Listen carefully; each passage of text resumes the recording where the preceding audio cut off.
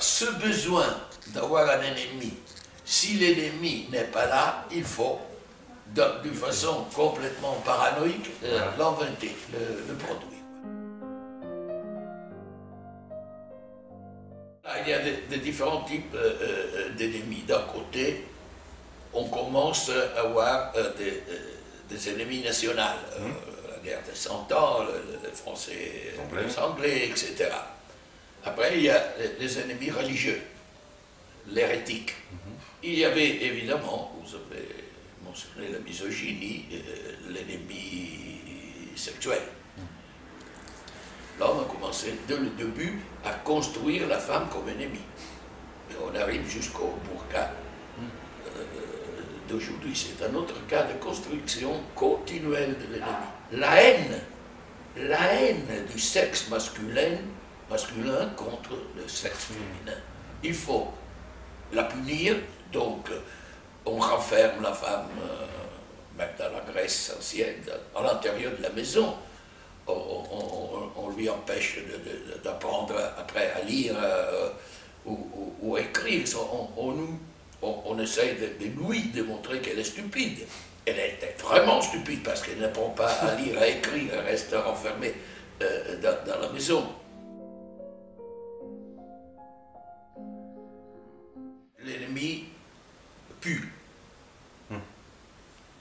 C'était les étrangers en général, il y a des textes, je crois d'en avoir cité quelqu'un, mais l'ennemi pue l'élément fécal. Vous savez qu'en France, autour de la guerre du 14, un type qui s'appelait, je crois, Bertillon, avait écrit un traité pour démontrer que la quantité de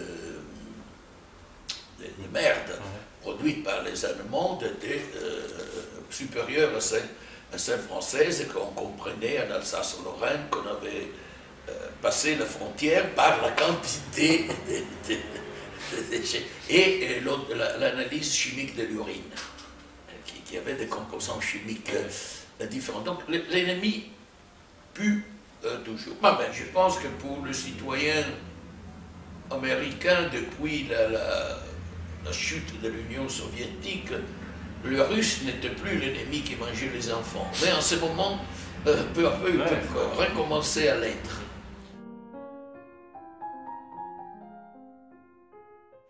Lorsqu'il y avait eu le procès de Nuremberg, je m'étais dit, et je me suis dit après, parce qu'à l'époque j'avais seulement 14 ans, mais je commençais à comprendre quelque chose, que c'était la première fois que les rois du pays vaincu étaient tués. Avant, ils étaient tous des cousins, non? Les soldats mouraient dans les tranchées, mais les princes et les rois, après la guerre, oh mon vieux, quel dommage, mais ils se mariaient entre eux, ça continuait tranquillement. J'ai dit, avec Nuremberg, on va établir que si tu, toi, déclenches une guerre, tu risques d'être pendu. Évidemment, ça fonctionne en Europe, peut-être, mais est-ce que ça fonctionne partout? Et on voit encore dans le monde des gens qui n'ont pas peur. Eh bien, ils se font tuer. Gaddafi, ils n'ont pas tiré la leçon qu'il fallait tirer de Nuremberg. Ils ne savaient pas, probablement, que s'ils faisaient faillite, ils n'étaient pas envoyés à Sainte-Hélène, ils étaient massacrés.